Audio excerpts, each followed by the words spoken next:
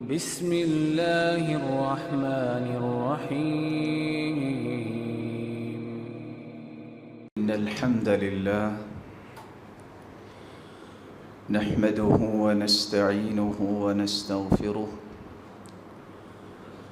ونعوذ بالله من شرور أنفسنا وسيئات أعمالنا. من يهده الله فلا مضل له ومن يضلل فلا هادي له، وأشهد أن لا إله إلا الله وحده لا شريك له، وأن محمدًا عبده ورسوله. يا أيها الذين آمنوا اتقوا الله حق تقاته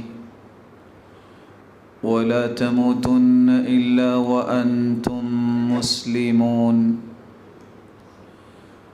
يا أيها الناس اتقوا ربكم الذي خلقكم من نفس واحدة وخلق منها زوجها وبث منهما رجالا كثيرا ونساء، واتقوا الله الذي تساءلون به والأرحام،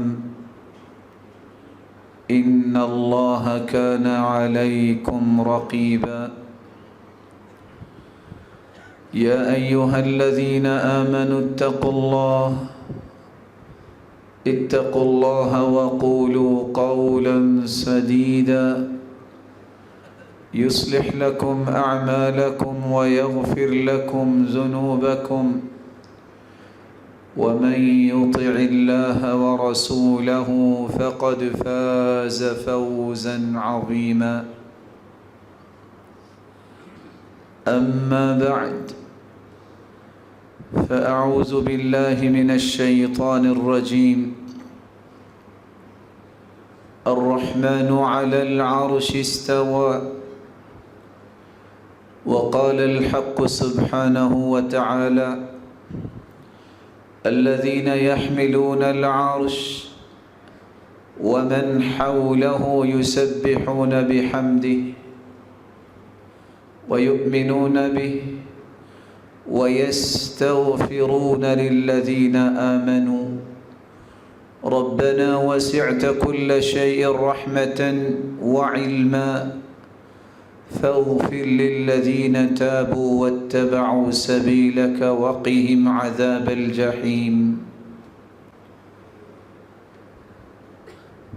لائق التکریم سامعین مکرم، اللہ ذوالجلال ہم سب کے خالق، مالک اور رازق ہیں۔ اللہ خالق کل شیء، ان اللہ هو الرزاق ذو القوة المتین۔ قل اللہم مالک الملک، اس مالک الملک کی شان اور عظمت یہ ہے کہ اس نے 2 دنوں میں زمین کو بنایا اپنی مشیت کے ساتھ۔ قُلْ أَإِنَّكُمْ لَتَكْفُرُونَ بِالَّذِي خَلَقَ الْأَرْضَ فِي يَوْمَيْنِ وَتَجْعَلُونَ لَهُ أَنْدَادًا ذَلِكَ رَبُّ الْعَالَمِينَ۔ 2 دن نے زمین کو بنایا، وَجَعَلَ فِيهَا رَوَاسِيَ مِنْ فَوْقِهَا وَبَارَكَ فِيهَا وَقَدَّرَ فِيهَا أَقْوَاتَهَا فِي 4 أَيَّامٍ۔ مالک الملک نے پھر اس میں جو خزانے رکھنے تھے، جو برکتیں رکھنی تھیں، اور اس کو انسانیت کے لیے ہموار کرنے کے لیے اس میں میخیں گاڑی، جن کو آج پہاڑوں کا نام دیا جاتا ہے۔ ایک دوسری جگہ اللہ ذو الجلال فرماتے ہیں أأنتم أشد خلقا أم السماء بناها رفع سمكها فسواها وأغطش ليلها وأخرج ضحاها والأرض بعد ذلك دحاها. 4 دنوں میں یہ زمین کے معاملات سے اللہ ذو الجلال جب ان کو مکمل کیا ثم استوى إلى السماء وهي دخان وقال لها وللأرض ائتيا طوعا أو كرها قالتا أتينا طائعين فقضاهن 7 سماوات في يومين. 2 دنوں میں اللہ ذو الجلال نے آسمانوں کو بنایا. 7 آسمان اور 7 زمینیں بنائیں. والارض بعد ذلك دحاها. پھر اللہ ذو الجلال نے اس زمین کو برابر کر کے اس قابل بنایا کہ یہاں کوئی بس سکے. مالک الملک کن کہہ کے بھی سب کچھ بنا سکتے ہیں، لیکن مالک الملک نے تخلیق کے ان مدارج کا تذکرہ کیا ہے. جنت و جہنم بھی بنائی، اور سب سے پہلا انسان آدم علیہ السلام کو پوری کائنات سے اپنی مبارک مٹھی میں مٹی لی اور آدم علیہ السلام کو بنایا. رسول اللہ صلی اللہ علیہ وسلم کا فرمان ہے لما خلق اللہ الخلق قبض من جمیع الارض. اللہ ذو الجلال جب بنانے لگے، انسانیت کی تخلیق کرنے لگے، تو پوری زمین سے اپنی مبارک مٹھی میں مٹی لی، اور مٹیوں کا 3 رنگ تھا. خلق آدم من 3 تربات. آدم علیہ السلام کو 3 قسم کی مٹیوں سے پیدا کیا گیا. سودا کالی مٹی سے، بیضاء سفید مٹی سے، حمراء سرخ مٹی سے.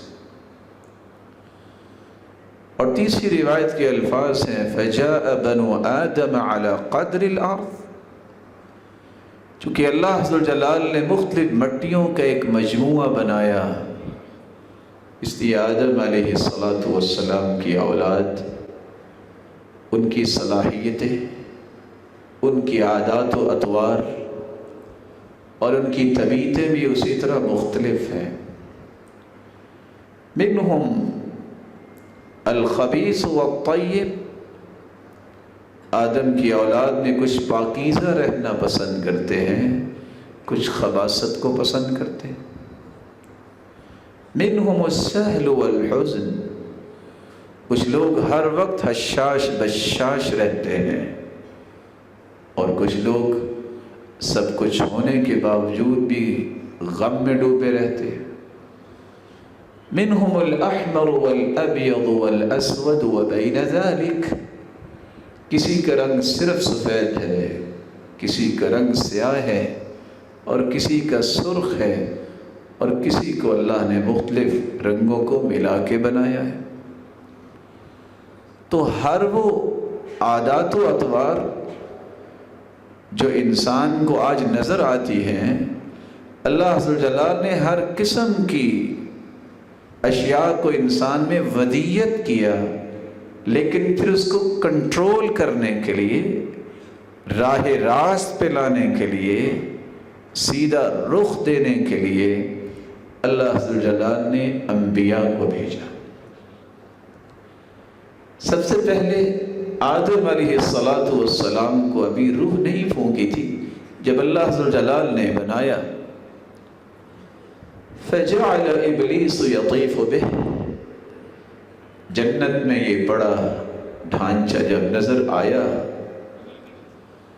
ابلیس نے چکر لگایا اور کہتا ہے یہ کیا؟ فلما رآہ اجوف، صحیح مسلم کی روایت ہے، جب دیکھا کہ ایک ایسی چیز بنائی جا رہی ہے جس کا پیٹ بھی ہے،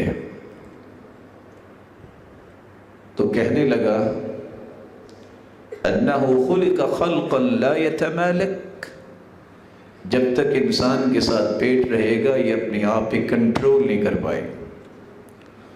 اور حاکم کی روایت کے الفاظ ہیں ظفرت بہ، شیطان کہہ اٹھا میں کامیاب ہو گیا. اللہ کا حکم تھا، مشیت تھی، آدم علیہ السلام کو اللہ نے دنیا میں اتار دیا، حوا علیہ السلام کو بھی دنیا میں اتار دیا، اور کچھ رول اینڈ ریگولیشنز دیے کہ اب اس جنت میں واپس آنے کے لیے آپ کی اولاد کو یہ اور یہ کام کرنے ہوں گے اور ان کاموں سے بچنا ہوگا.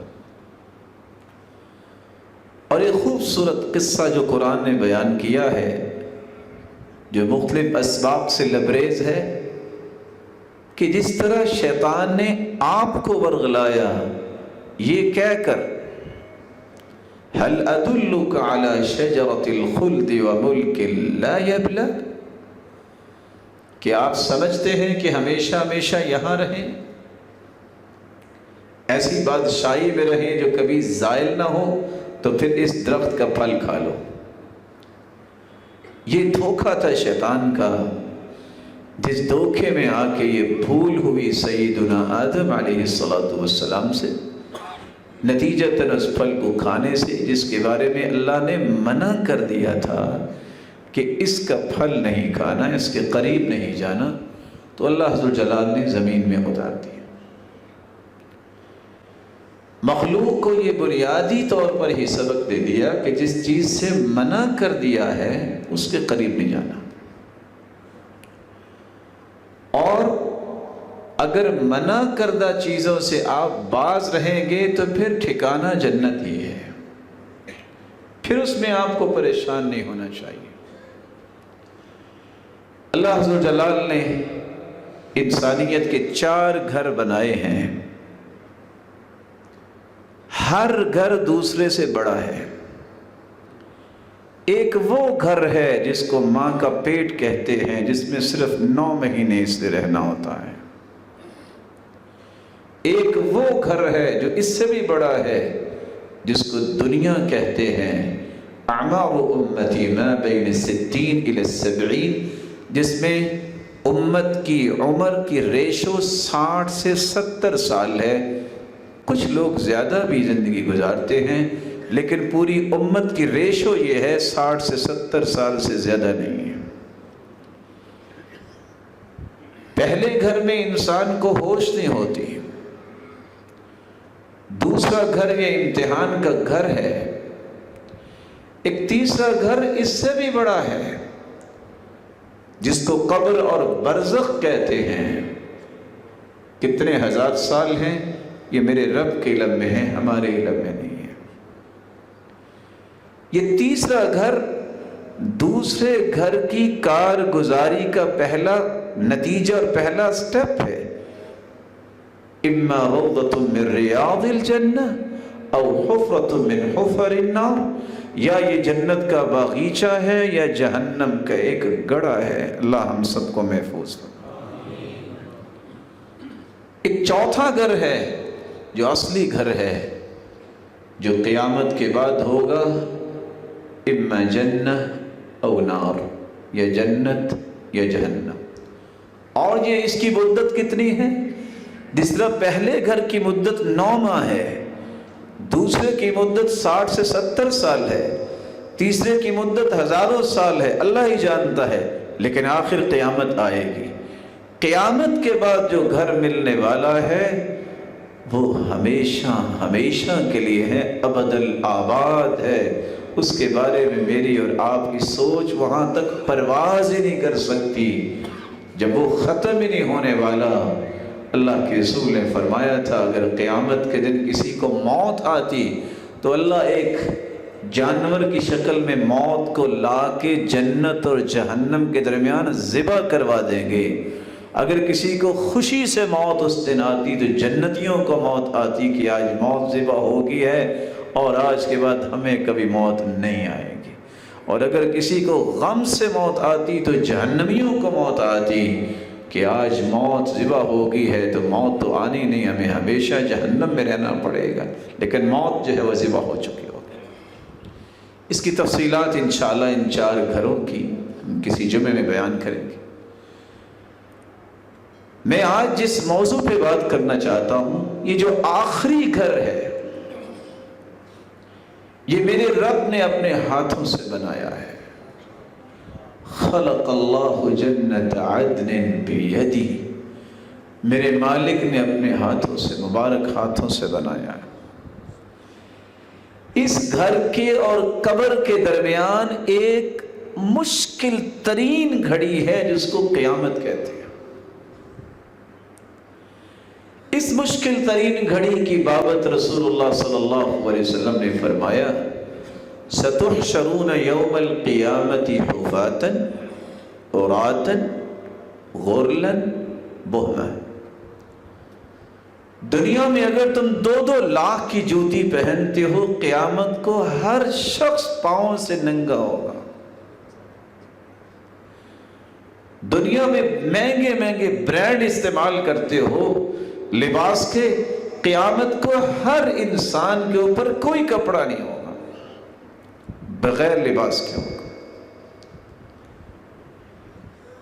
10 پہلو اختیار کرتے ہو اپنے بالوں کی آلائش و بلائش پہ، لیکن قیامت کے دن یہ بکھرے ہوئے بال ہوں گے۔ جس طرح انسان پیدا ہوتا ہے اسی طرح بغیر ختنے کے ہوگا، اور حالت یہ ہوگی کہ لوگ اس طرح گرے پڑے ہوں گے کالفراش المبثوث، جیسے پتنگے گرے ہوتے ہیں۔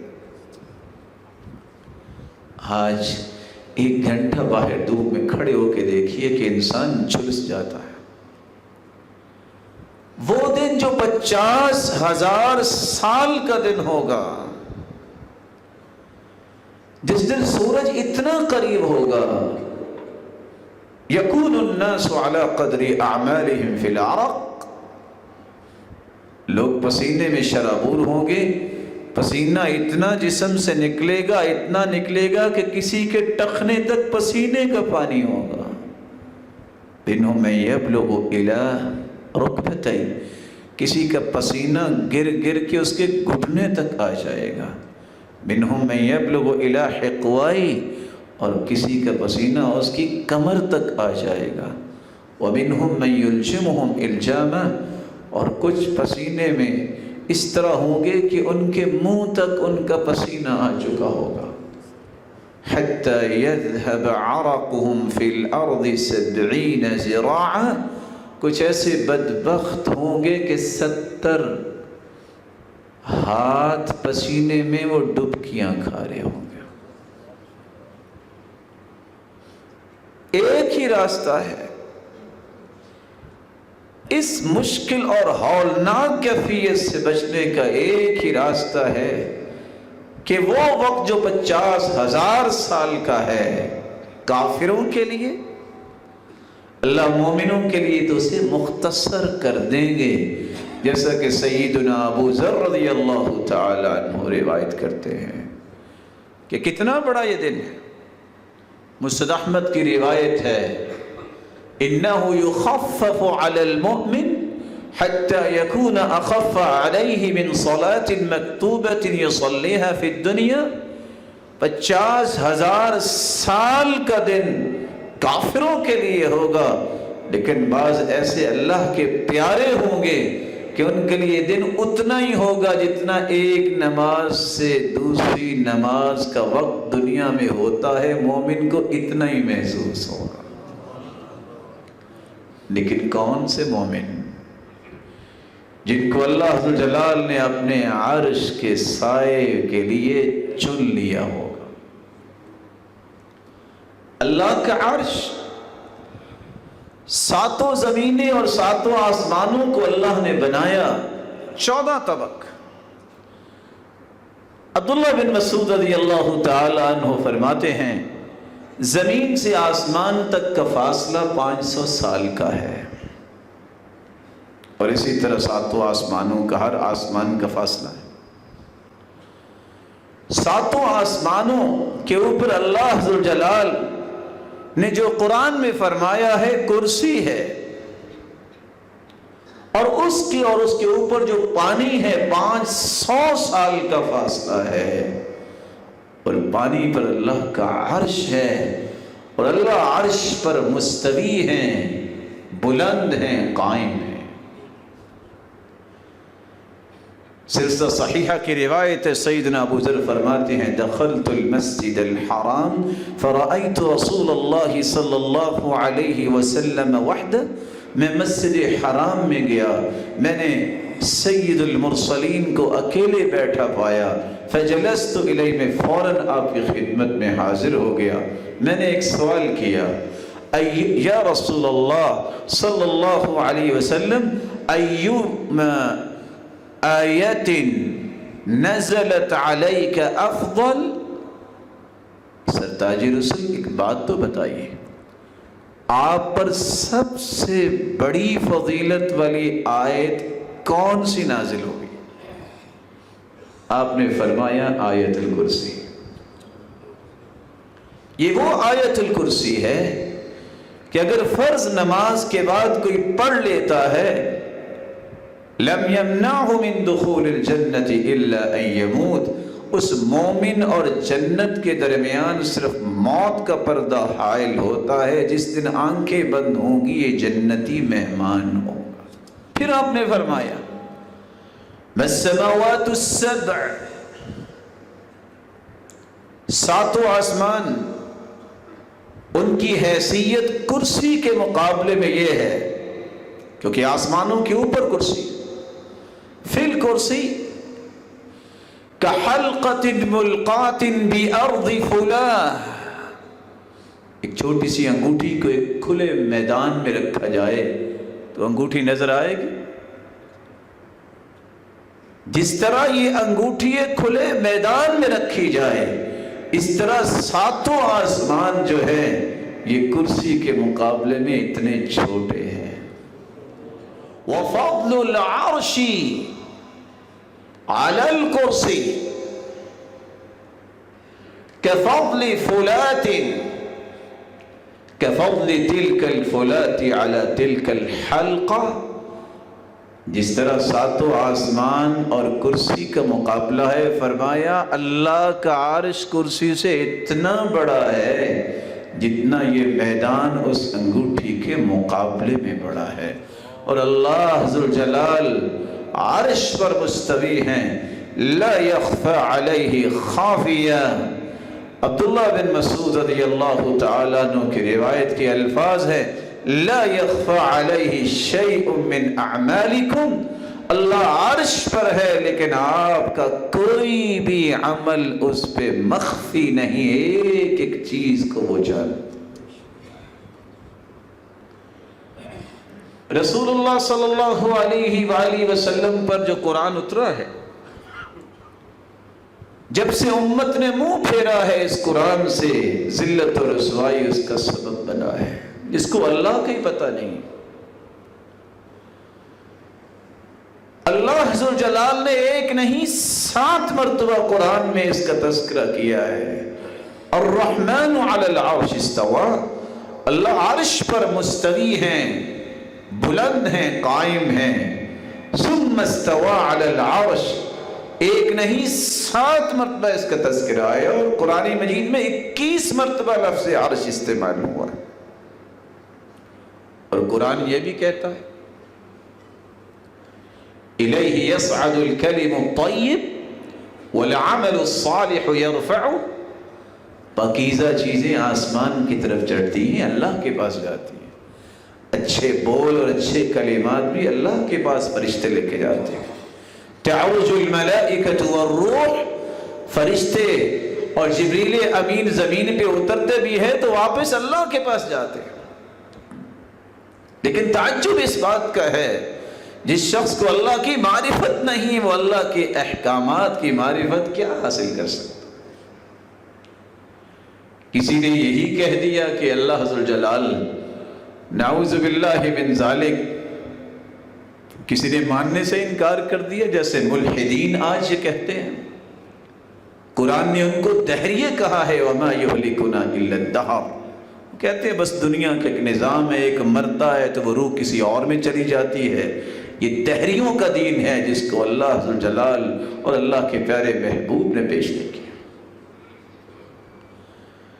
کسی نے یہ کہنے میں بھی جرت کی، اسے کوئی حیا نہیں آئی، وہ کہنے لگا اللہ کی ذات کو مانتے ہیں لیکن وہ آدم کی شکل میں تھے، اسی لیے تو آدم کو فرشتوں نے سجدہ کیا۔ آج لوگ اس فکر کو پیش کرنے والے کو بھی مولانا رومی کہتے ہیں۔ کسی نے اس سے آگے بھی کہنے میں کوئی عار محسوس نہ کی اور کہا کہ ہم مانتے ہیں اللہ کی ذات ہے، لیکن اللہ کی ذات مدینے میں اتر آئی تھی محمد مصطفیٰ کی شکل میں، نعوذ باللہ من ذالک۔ اور یہی بات جو ہے آپ کتابیں پڑھ کے دیکھیں، دیوان فرید ہو یا اس طرح کی کتابوں میں یہی کچھ لکھا جاتا ہے۔ اس کو اللہ کی معرفت نہیں ہے کہ اللہ ذوالجلال نے قرآن میں کیا فرمایا ہے اور حدیث کیا کہہ رہی ہے۔ اور کسی نے اس سے بھی آگے بات کہہ دی،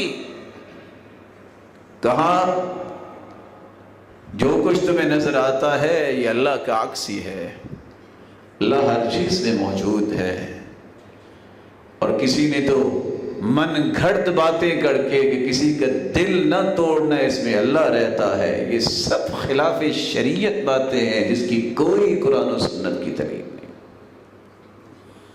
اور بعض ایسے بھی بدبخت آئے جن کو کہتے ہوئے کوئی شرم اور حیا نہ آئی، اور کہہ گئے وَمَا الْكَلْبُ وَالْخِنْزِيرُ إِلَّا إِلَٰهُنَا، کہ یہ کتا بھی ہمارا رب ہے۔ ظالموں نے کہہ دیا، اور خنزیر بھی، کیونکہ اس میں بھی ہمیں انوار الہی نظر آتی۔ جس کو رب کی پہچان حاصل نہیں ہوئی، یہ ظالم ہمیشہ دنیا میں ذلیل ہوتا ہے اور آخرت میں بھی ذلیل ہوگا اگر توبہ نہیں کرتا۔ اللہ کی پہچان تو سب سے پہلے حاصل کی جائے کہ اللہ رب العزت سب کے خالق و مالک ہیں، مقادر مطلق ہیں، ساتوں آسمانوں اور زمینوں کے خالق و مالک ہیں، اور اللہ ذوالجلال عرش پر مستوی ہیں۔ اس کی شان جس طرح عظیم ہے، اس کی عظمت یہ ہے کہ وہ ذات کے اعتبار سے عرش پر ہے، لیکن اس کا علم اور قدرت دنیا کے ذرے ذرے میں ہے۔ صحیح مسلم کی روایت ہے، آج ایک نئی مصیبت آ گئی کہ کسی کے عقیدے کو چھیڑو نہ اور اپنا عقیدہ چھوڑو نہ، یہ بھی جاہلوں کی کھڑی ہوئی بات ہے۔ صحابی کہتے ہیں میں اپنی لونڈی کو آزاد کرنا چاہتا ہوں، فرمایا لاؤ اسے۔ این اللہ؟ صحیح مسلم کی روایت ہے، اللہ کے رسول نے اس سے پوچھا، آپ نے فرمایا بتاؤ اللہ کہاں ہے؟ فَأَشَارَتْ بِيَدِهَا إِلَى السَّمَاءِ، اس لونڈی نے کہا، کالے رنگ کی لونڈی نے، کہ اللہ آسمانوں میں۔ آپ نے دوسرا سوال کیا، من انا، میں کون ہوں؟ وہ کہنے لگی انت رسول اللہ، آپ اللہ کے رسول ہیں۔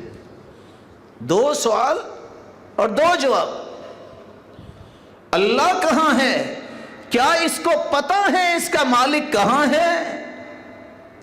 کیا اس کو پتہ ہے کہ قیامت تک کے لیے پیغمبر اور ہادی اور مرشد اور آئیڈیل اور رول ماڈل کون ہے؟ دونوں جواب صحیح دیے۔ آپ نے فرمایا اعتقها فإنها مؤمنہ، جاؤ اسے آزاد کر دو، یہ مومنہ ہے۔ پتہ یہ چلا صحیح مسلم کی روایت سے، مومن وہ ہوتا ہے جو اللہ کو ذات کے اعتبار سے آسمانوں میں مانتا۔ اس لیے تو امام ابو حنیفہ رحمۃ اللہ علیہ کہا کرتے تھے، من لم يقر ان اللہ علی العرش فقد کفر، جو اقرار نہیں کرتا کہ اللہ عرش پر ہے اس نے تو کفر کیا ہے۔ لأن اللہ سبحانہ وتعالی یقول الرحمن علی العرش استوى وعرشہ فوق سبع سماوات، کیونکہ اللہ نے قرآن میں کہا ہے کہ رحمان عرش پر مستوی ہوا اور عرش ساتوں آسمانوں کے اوپر ہے۔ اور دوسرا قول بھی امام ابو حنیفہ کا ہے، من انکر ان اللہ فی السماء فقد کفر، جس نے انکار کر دیا کہ اللہ آسمانوں میں نہیں ہے اس نے تو کفر کیا۔ اللہ ہمیں اپنا صحیح تعارف نصیب فرمائے، اور صحیح ترین تعارف اگر اللہ ذوالجلال کا اور اس کے محبوب کا پیش کرنے والی کوئی کتاب ہے تو اس کو قرآن کہتے ہیں، اس کو اللہ کے رسول کے فرامین پر مشتمل حدیث کی کتابیں کہتے ہیں۔ آپ صحیح بخاری پڑھیے اور صحیح مسلم پڑھیے اور دیگر صحیح حدیثوں کی کتابیں پڑھیے، تب جا کے آپ کو اپنے رب کی صحیح معرفت ملے گی۔ ایسے بدبخت بھی آئے جب کسی سے کہا گیا کہ اللہ سبحانہ و تعالیٰ تو بلند ہے، آسمانوں پر ہے، تم کہتے نہیں ہو سبحان ربی الاعلی، لیکن جن کی قسمت جو ہے وہ بد ہو جائے، اللہ نے فیصلے کر دیے ہوں، وہ ظالم کہتا ہے پھر کیا ہوا، میں سبحان ربی الاعلی نہیں کہوں گا، میں کہہ دوں گا سبحان ربی الاسفل، میں نچلے رب کی پاکی بیان کرتا ہوں، والعیاذ باللہ، استغفر اللہ ربی من کل ذنب واتوب الیہ۔ آج دنیا کے اندر یہی سب سے بڑا مسئلہ ہے کہ حقائق کی دنیا میں کوئی قدم رکھنا پسند نہیں کرتا۔ اس عرش کے بارے میں اللہ کے رسول نے 10 ایسی ہستیوں کا تذکرہ کیا ہے جو دنیا کے کٹھن زندگی گزارنے کے بعد قبر سے ہوتے ہوئے جب قیامت کی ہولناکیوں میں قدم رکھے گا تو میرا مالک ان 10 سے 11 لوگوں کو اپنی محبت سے محروم نہیں کرے گا۔ وہ کون سے خوش نصیب ہیں؟ سبعۃ یظلھم اللہ فی ظلہ یوم لا ظل الا ظلہ۔ ایک حدیث میں 7 لوگوں کا تذکرہ ہے جن کو اللہ اپنے عرش کا سایہ نصیب فرمائیں گے۔ الامام العادل، عدل کرنے والا بادشاہ، والشاب نشأ فی عبادت اللہ عز وجل، ایسا نوجوان جو اپنی زندگی کو اللہ کی عبادت میں جوانی کو گزارتا ہے۔ ورجل قلبہ معلق بالمساجد، جس انسان کا دل مسجد سے لگا ہوا ہے، مسجد سے محبت کرتا ہے۔ ورجلان تحابا فی اللہ اجتمع علیہ وتفرق علیہ، چوتھا وہ خوش نصیب جس کی محبت کسی انسان سے ہے تو اللہ کی رضا کے لیے ہے۔ ورجل دعته امرأة ذات منصب وجمال فقال انی اخاف اللہ۔ پانچواں وہ خوش نصیب جس کو اس عرش کا سایہ ملے گا، جس کو کوئی عورت برائی کی دعوت دے تو وہ کہے میں تو اللہ سے ڈرتا ہوں۔ ورجل تصدق بصدقة فأخفاها حتى لا تعلم شماله ما تنفق يمينه، اور چھٹا وہ انسان جس کو عرش کا سایہ ملے گا جو دائیں ہاتھ سے صدقہ کرتا ہے رب کی رضا کے لیے، لیکن ریاکاری اور شہرت نہیں چاہتا اور اس کے بائیں ہاتھ کو بھی پتہ ہی نہیں چلتا۔ اور 7واں خوش نصیب وَرَجُلٌ ذَكَرَ اللَّهَ خَالِيًا فَفَاضَتْ عَيْنَاهُ، جو اکیلا بیٹھ کے اللہ کی یاد میں آنسو بہا لیتا ہے۔ یہ اس قدر قیمتی آنسو ہے کہ اللہ اسے اپنے عرش کا سایہ نصیب فرمائیں گے۔ اور 8واں خوش نصیب وہ انسان ہے من محى عن غریمی او عفا عنہ اظلہ اللہ یوم القیامہ فی ظل عرشی، جو شخص کسی کا قرض دور کر دیتا ہے یا کسی کا قرض معاف کر دیتا ہے، اللہ اس سے بھی اپنے عرش کا سایہ نصیب فرمائیں گے۔ 9واں وہ خوش نصیب ہے من انظر معسرا او وضع له، جو کسی تنگ دست کو مال دے کر پھر مہلت دیتا ہے یا اس سے تنگ دستی ہی دور کر دیتا ہے۔ اضلہ اللہ یوم القیامہ، اللہ قیامت کے دن اسے اپنا عرش کا سایہ نصیب فرمائیں گے۔ اور 10واں وہ انسان ہے من اضل رأس غاز اضلہ اللہ یوم القیامہ، جو ایک شخص غازی کو سایہ مہیا کرتا ہے، مجاہد کے لیے سائے کا بندوبست کرتا ہے، اللہ ذوالجلال قیامت کے دن اس انسان کو بھی عرش کا سایہ نصیب فرمائیں گے۔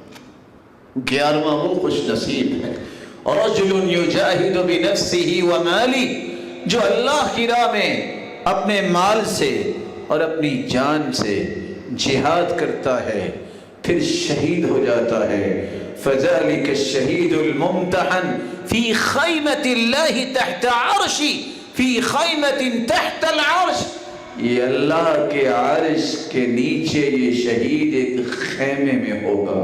اور 12واں وہ خوش نصیب ہے، ظل المؤمن یوم القیامت صدقتہ، جو صدقہ کرنے والا ہے، اللہ ذوالجلال کا یہ پیارا بندہ قبر سے نکلے گا، دھوپ اس کو نہیں لگے گی، اس کا صدقہ ہی اس کا سایہ بن جائے گا، اور اسی طرح اسی چھتری اور امبریلا کے نیچے اللہ کے عرش میں پہنچنے والا ہے۔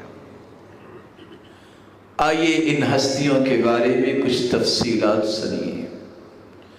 عادل بادشاہ، جوانی خوبصورت عبادت میں گزارنے والا، مسجدوں سے محبت کرنے والا، اللہ کے لیے کسی سے محبت اور تعلق استوار کرنے والا، برائی کی دعوت ملنے پر اللہ کے خوف کو پیش کرنے والا اور دور رہنے والا، اور صدقہ خفیہ کرنے والا اور شہرت اور ریاکاری سے بچنے والا، اور 7واں اکیلا بیٹھ کے اللہ کے سامنے رونے والا، اور 8واں جو لوگوں کا قرض اتار دے یا دے کر معاف کر دے، اور 9واں تنگ دست کی تنگ دستی کو دور کرنے والا یا مہلت دینے والا، اور 10واں جو غازی کے لیے سائے کا بندوبست کرتا ہے، اور 11واں جو اللہ کی راہ میں شہید ہوتا ہے، اور 12واں شخص جو صدقہ کرنے والا ہے۔ الامام العادل، عدل و انصاف کرنے والا بادشاہ اللہ کے عرش کے سائے میں ہوگا۔ عدل یہ وہ منہج ہے جو ہر مسلمان کا منہج ہونا چاہیے۔ 3 باتوں میں عدل، جب بھی بات کرو عدل کی کرو، وَإِذَا قُلْتُمْ فَعْدِلُوا، جب بھی فیصلہ کرو عدل کا، وَإِذَا حَكَمْتُمْ بَيْنَ النَّاسِ أَن تَحْكُمُوا بِالْعَدْلِ، جب بھی کسی سے نفرت بھی کرو محبت بھی کرو تو عدل کی بنیاد پہ، وَلَا يَجْرِمَنَّكُمْ شَنَآنُ قَوْمٍ عَلَىٰ أَلَّا تَعْدِلُوا، کسی قوم کی مخالفت کی وجہ سے عدل نہ چھوڑو۔ یہ وہ منہج ہے جو قرآن نے دیا ہے، جس قوم کا یہ منہج بن جائے وہ قوم کبھی ذلیل و رسوا نہیں ہوتی۔ عدل و انصاف اتنی بڑی صلاحیت ہے اللہ ذوالجلال نے، اس لیے عدل و انصاف اختیار کرنے والوں کو اتنا پسند کیا ہے کہ جہاں اپنی گواہی دی ہے وہاں اللہ مالک الملک نے عدل و انصاف اختیار کرنے والوں کی گواہی کو بھی اپنی گواہی کے ساتھ ملا کے قرآن بنا کے پیش کر دیا۔ شہید اللہ انہ لا الہ الا ہو والملائکۃ وأولو العلم قائما بالقسط لا الہ الا هو العزیز الحکیم۔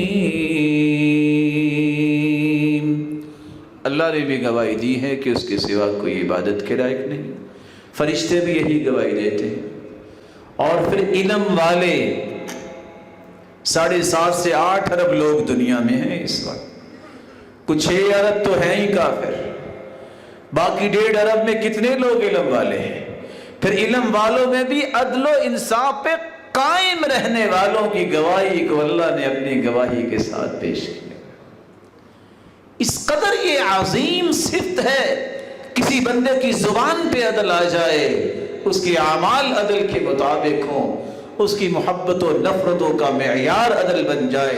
رسول اللہ صلی اللہ علیہ وسلم نے فرمایا ثلاث لا ترد دعوتهم، 3 ایسے خوش نصیب ہیں اللہ ان کی دعاؤں کو رد نہیں کرتا۔ دعوت الصائم حتى يفطر روزہ رکھنے والا جب تک روزہ افطار نہ کر لے جو دعا کرے گا اللہ اس کی دعا کو رد نہیں کرتے. اور دوسرا والامام العادل، عدل کرنے والا بادشاہ اگر دعا کرتا ہے اللہ اس کی دعا کو رد نہیں کرتے. ودعوت المظلوم، اور مظلوم کی آہو بکا کو بھی اللہ رد نہیں کرتے. اتنی عظیم صفت ہے جس وجہ سے عرش کا سایہ ملنے والا ہے. ان المقسطین علی منابر من نور عن یمین الرحمن وکلتا یدیہ یمین الذین یعدلون فی حکمہم واہلیہ وما ولوا. انصاف کرنے والوں کو قیامت کے دن اللہ دائیں جانب نور کے ممبروں پہ بٹھائیں گے. یہ کون ہیں؟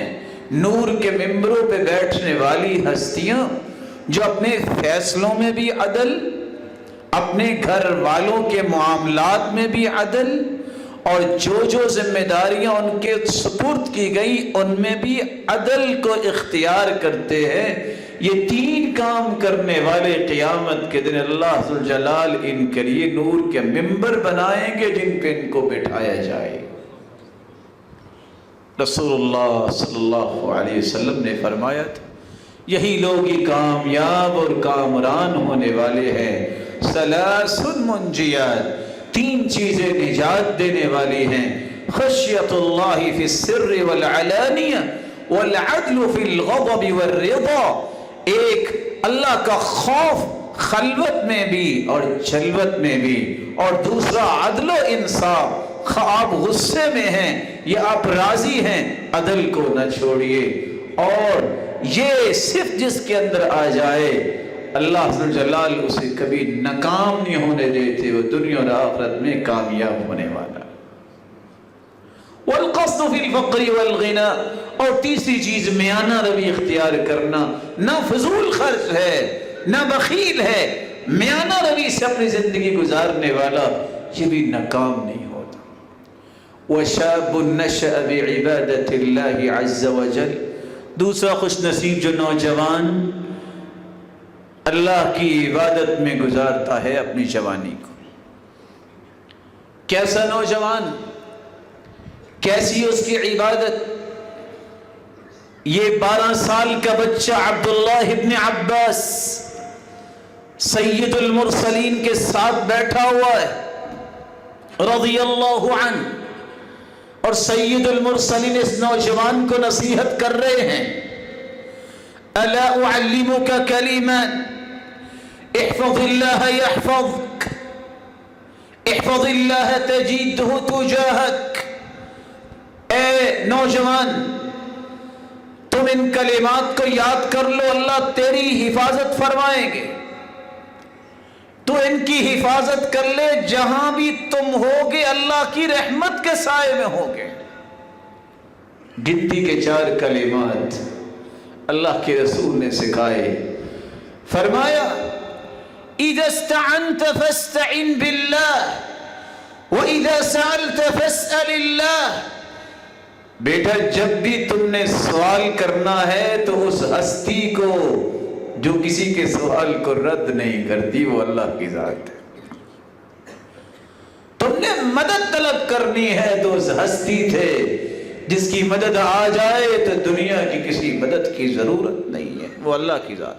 اور تیسرا کلمہ وَاعْلَمْ أَنَّ الْأُمَّةَ لَوْ اجْتَمَعَتْ عَلَىٰ أَن يَنْفَعُوكَ بِشَيْءٍ لَمْ يَنْفَعُوكَ إِلَّا بِشَيْءٍ قَدْ كَتَبَهُ اللَّهُ لَكَ. بیٹا تیسری بات یہ ہے یقین کر لو ساری دنیا جمع ہو کے تجھے نفع دینے کی بات کرے تو نفع تمہیں کبھی نہیں ملے گا جب تک تیرے رب کا فیصلہ نہیں ہو. وَلَوْ اجْتَمَعُوا عَلَىٰ أَن يَضُرُّوكَ بِشَيْءٍ لَمْ يَضُرُّوكَ إِلَّا بِشَيْءٍ قَدْ كَتَبَهُ اللَّهُ عَلَيْكَ. اگر ساری دنیا اس بات پہ جمع ہو جائے، بیٹا یہ چوتھی بات ہے، ساری دنیا جمع ہو جائے کہ تمہیں نقصان پہنچانا ہے تو بیٹا تمہیں نقصان نہیں پہنچے گا جب تک تیرے رب کا فیصلہ نہیں ہوگا. اللہ پر یقین، اللہ ذوالجلال پر اعتماد، اللہ پر توکل، اسی سے ہی مدد مانگنا، اپنی تمام تمناؤں کا رخ اسی کی طرف کرنا، یہ وہ نوجوان ہے جس کو اللہ عرش کا سایہ نصیب فرمائیں گے، اور عفت و پاک دامنی کا اختیار کرنے والا نوجوان جس کو اللہ عرش کا سایہ نصیب فرمائیں گے۔ رسول اللہ صلی اللہ علیہ وسلم نے اس لیے فرمایا،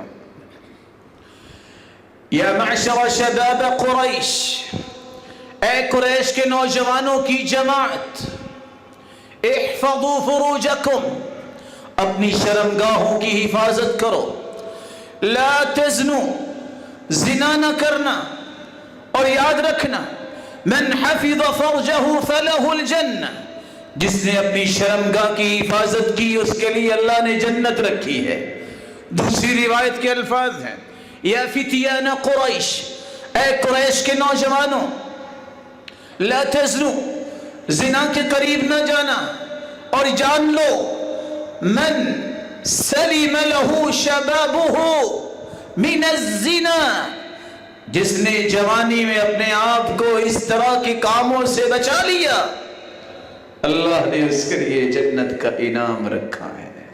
رسول اکرم صلی اللہ علیہ وسلم نے ایک دوسری حدیث میں فرمایا تھا، اصدقوا اذا حدثتم، اے لوگو بات کرو تو سچ بولا کرو، اصدقوا اذا حدثتم وادوا اذا اؤتمنتم، امانت تمہارے پاس رکھی جائے تو اس پہ خیانت نہ کیا کرو، وَأَوْفُوا إِذَا عَاهَدتُّمْ، وعدے کرو تو وعدے پورے کیا کرو، اور یہ بھی فرمایا وَاحْفَظُوا فُرُوجَكُمْ، اپنی شرمگاہوں کی حفاظت کیا کرو، وَكُفُّوا أَيْدِيَكُمْ، اور اپنے ہاتھوں کو برائیاں کرنے سے اور تکلیف دینے سے بچا لیا کرو۔ اللہ کے رسول صلی اللہ علیہ وآلہ وسلم نے یہ بھی فرمایا، اگر تم یہ کام کر لو گے تو تدخلون جنت ربکم، تم اپنے رب کی جنت میں داخل ہو جاؤ گے۔ ایک نوجوان اللہ کے رسول کے پاس آ کے کہتا ہے، اذن لی یا رسول اللہ بالزنا، اللہ کے رسول مجھے بدکاری کی اجازت دے دیجئے۔ صحابہ غصے میں آئے، کیا کہہ رہے ہو اور کس ہستی کو کہہ رہے ہو؟ سید المرسلین نے گنتی کے 5 سوال کیے۔ نباز انسان آج بھی نبض دیکھ کے برائی بیماری کو ڈائیگنوز کر لیتا ہے۔ آپ نے صرف اتنا پوچھا، اتحبہ لامک، پسند ہے کہ تمہاری والدہ گرامی سے کوئی ایسی زیادتی کرے؟ قال لا واللہ یا رسول اللہ جعلنی اللہ فداءک، میں آپ پہ قربان ہو جاؤں، اللہ کی قسم میں تو نہیں چاہتا۔ آپ نے فرمایا وَلَلنَّاسُ يُحِبُّونَ لِأُمَّهَاتِهِمْ، لوگوں کی بھی عزتیں ہیں، وہ بھی نہیں پسند کرتے کہ ان کی ماؤں سے زیادتی ہو۔ پھر دوسرا سوال کیا، وَلَلنَّاسُ يُحِبُّونَ لِبَنَاتِهِمْ، لوگ بھی اپنی بیٹیوں کے بارے میں یہ پسند نہیں کرتے۔ وَلَلنَّاسُ يُحِبُّونَ لِأَخَوَاتِهِمْ، لوگ بھی اپنی بہنوں کے بارے میں یہ پسند نہیں کرتے۔ وَلَلنَّاسُ يُحِبُّونَ لِعَمَّاتِهِمْ وَلَلنَّاسُ يُحِبُّونَ لِخَالَاتِهِمْ، لوگ بھی اپنی خالاؤں اور پھپھوں کے بارے میں یہ تصور نہیں کر سکتے۔ پھر آپ نے اس کے کندھے پہ ہاتھ رکھ کے یہ دعا کی تھی، اللہم اغفر ذنبہ، اللہ اس کے گناہوں کو معاف فرما دے، وطہر قلبہ، اور اس کے دل کو اس طرح کے تصورات سے پاکیزہ بنا دے۔ اللہ کے رسول کی یہ دعا، جس کے نتیجے میں کیا ہوا، فلم یلتفت بعد ذلک الی شیء، پھر پوری زندگی اس نے کسی کی طرف آنکھ اٹھا کے نہیں دیکھی۔ رسول اللہ صلی اللہ علیہ وآلہ وسلم نے فرمایا، شاب نشأ بعبادت اللہ، جو اس طرح کی جوانی گزارتا ہے جو اللہ کی عبادت متصور ہو، یہ اللہ کی عرش کے سائے میں ہوگا۔ اور دو لوگ جو آپس میں محبت کرتے ہیں، اللہ کی رضا مقصود ہو۔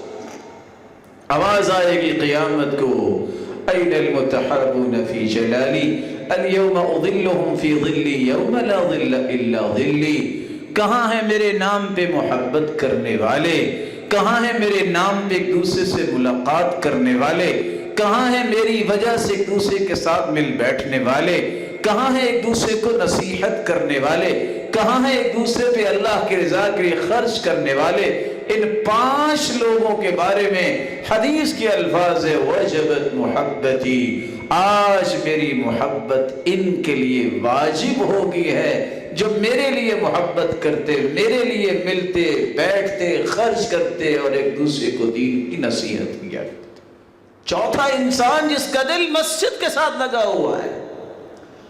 حیرانگی کی بات ہے دنیا کا بڑے سے بڑا افسر گھر سے نکلتا ہے تو گاڑی جھنڈے والی اس کے ساتھ ہوتی، جو گھر سے مسجد کی طرف نکلتا ہے ان الملک یغدو برایتہ معہ، اللہ کے ایک نورانی فرشتہ ایک جھنڈا لے کے اس کے ساتھ نکلتا ہے، جب تک وہ مسجد میں نماز پڑھ کے گھر واپس نہیں چلا جاتا اللہ کا نورانی فرشتہ جھنڈے کے ساتھ اس کے ساتھ ہی رہتا ہے۔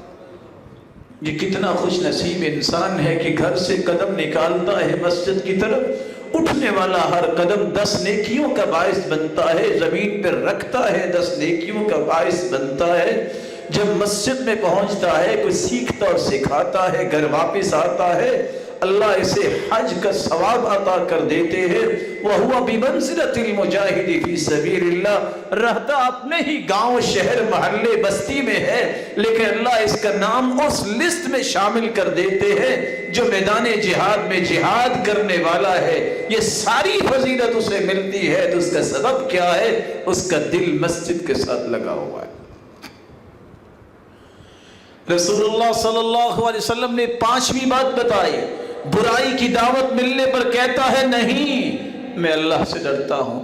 سفیان ابن عیینہ رحمہ اللہ اس لیے فرماتے ہیں اجہل الناس من ترک ما یعلم، دنیا میں سب سے بڑا جاہل دیکھنا ہے تو وہ شخص ہے جس کو پتا ہے لیکن عمل نہیں کرتا۔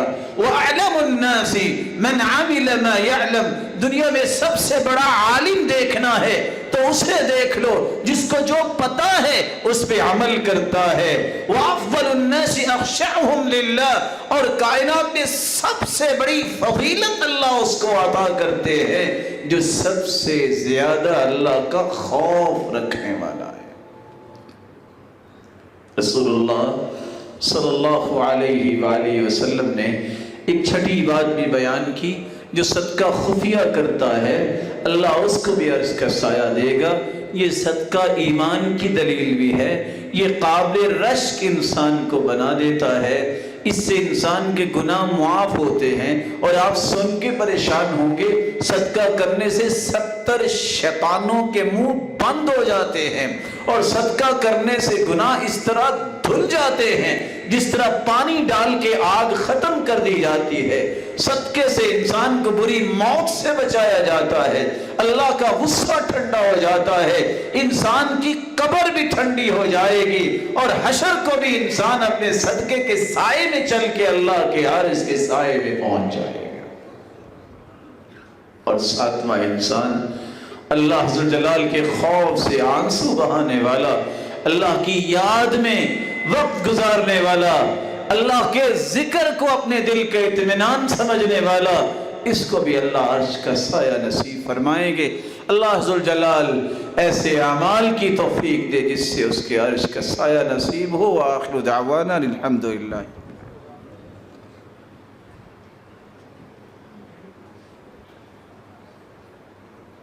الحمد للہ علی احسانہ والشکر لہ علی توفیقہ وامتنانہ، اما بعد۔ 8واں خوش نصیب وہ ہے جس کو اللہ نے دل دیا ہے، اتنا بڑا دل کہ وہ شخص کسی کو قرض دیتا ہے۔ روایت تو بتاتی ہے کہ صدقے کا اجر تو 10 گنے ہیں اور قرض دینے والے کو اللہ 18 گنے اجر دیتے ہیں۔ اگر وہ کسی کو قرض دیتا ہے اور قرض معاف کر دیتا ہے، یا کسی سے اس نے قرض لیا ہے اور قرض اتار دیتا ہے، اللہ ذو الجلال اس کو بھی اپنے عرش کا سایہ نصیب فرمائیں۔ اور 9واں انسان وہ ہے من انظر معسرا، صحیح بخاری کی روایت، ایک شخص کو لایا گیا جس کی کوئی نیکی نہیں تھی، فرشتوں نے کہا اس کی ایک نیکی ہے اللہ۔ پوچھا گیا کون سی نیکی ہے؟ کہا یہ لوگوں کو کچھ مال دیا کرتا تھا اور ڈھیل دیا کرتا تھا، وہ کہتے تھے ہمارے پاس ابھی نہیں ہے تو یہ ڈھیل دے دیتا۔ تو اللہ عز و جلال نے فرمایا نحن احق منہ، ہم زیادہ حق رکھتے ہیں کہ یہی کام کریں، جاؤ اسی نیکی کی وجہ سے میں بھی اس سے تجاوز کرتا ہوں، اسے جنت لے جاؤ۔ اس نیکی کی بدولت رسول اللہ صلی اللہ علیہ وسلم نے فرمایا کہ اللہ نے اسے جنت عطا کر دی۔ اللہ عز و جلال سے دعا ہے مولا کریم ایسا ایمان دے جو تجھے پسند آ جائے، اور ایسے قول و عمل عطا فرما جو تیری رضا کا باعث بنائے۔ اللہ تیری رحمت کے بغیر، تیری توفیق کے بغیر کوئی گناہوں سے نہیں بچ سکتا، سب کو گناہوں سے محفوظ فرما۔ مولا کریم جو بیمار ہیں ان کو صحت یاب فرما، جو کسی بھی غلط راہ کو اختیار کرنے والے انہیں صراط مستقیم نصیب فرما۔ جس طرح تیرے گھر میں جمع ہونے والے یہ روشن چہرے جمع ہوتے ہیں، مولا کریم انہیں جنت الفردوس میں بھی جمع فرما، اور اپنے محبوب کی رفاقت اور اپنے دیدار کا مستحق بنا۔ وآخر دعوانا الحمدللہ۔